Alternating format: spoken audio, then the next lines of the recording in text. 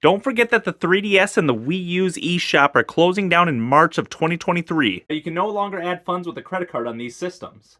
Instead, grab your Nintendo Switch, head over to the eShop there, add funds with whatever payment method you'd like. Alright, the funds are added, refresh the store, and now we have funds ready to spend. Grab your games now before you can't do it anymore.